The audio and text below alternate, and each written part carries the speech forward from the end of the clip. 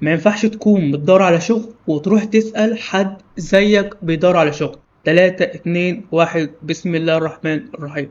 بالنسبة لمشكلة إن كتير بيشتكي من فكرة إن مفيش شغل، أنا من الأشخاص اللي كنت بتكلم معاهم في المسألة دي، كنت بسألهم سؤال بسيط وكنت حابب أفهم الموضوع. هل المشكلة في إن فعلا مفيش شغل، على الرغم إن أنا فيما يخص سوق العمل في شركات بتطلب ناس وفي نفس الوقت في ناس كتير بتقول مفيش شغل؟ فلاحظت ان معظم الاشخاص اللي بيقولوا ان مفيش شغل بيسالوا اتنين، لا اما بيسالوا في جروب معظم اللي فيه ناس اصلا لسه بتتعلم ومفيش حد طبعا بيقول ما اعرفش، كله بيهبط على حسب ما سمع، لا اما بيروحوا يسالوا حد شغال هو مش شغال في المجال بحد ذاته.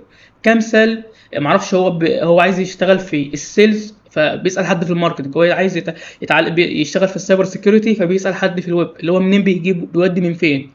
دي نقطة. فالإجابة بكل بساطة لو أنت فعلا عايز إجابات من خلالها تقدر توصل للشغل، لازم تدور على حد شغال، ولازم تدور على حد شغال في المجال اللي أنت عايز تشتغل فيه.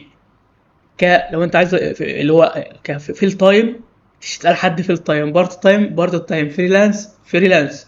تمام. دي حاجة. تاني حاجة، أعرف إن الموضوع هياخد وقت، الموضوع هيبقى رخم، الشخص اللي شغال هيبقى مشغول، فاهمني؟ فطبيعي هيرد عليك متأخر. تمام. ونقطة تانية، احترم الوقت، بمعنى واحترم الوقت واحترم النصيحة.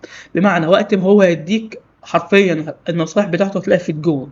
هقول لك مثلا واحد اتنين تلاتة، جميل، روح خلص الواحد اتنين تلاتة وبعدين ارجع له تاني. وصدقني لو انت خلصت نصيحة اي حد حقيقي شغال ورجعت له تاني، لا هيقول الشخص ده جد. لان معظم الاشخاص وقت ما حتى بتلاقي شخص شغال وبتاخد منه نصيحة، ما بتمشيش خطوتين في النصيحة اللي قال له وبيرجع له تاني كتسرع، فالشخص بحد ذاته بيشوف انه مش جد في اللي هو فعلا عايز يشتغل. لو انت متسرع عايز تعمل، اللي هو انت باختصار كده انت كده بتهينه اصلا، اللي هو انت بتين الطريق اللي هو مشي عليه اللي هو من خلاله اشتغل، اللي انت رحت سالته عنه وبعدين رفضته. فما ينفعش اصلا لو مش عاجبك ما تروحش ترجع له تاني. فبكل بساطه دور على حد فعلا حقيقي شغال، اساله، خد النصيحه بتاعته، مفيش مشكله. الموضوع ممكن ياخد منك عشان فعلا تجهز بشكل حقيقي شهر اتنين تلاته. بعد كده لو برضو حسيت ان الامور بعد ما خلصت كده، ارجع له تاني وعرفه انك انت خلصت، وهتلاقيه بيزيدك. تمام، لحد ما باذن الله تشتغل. وبس. سلام.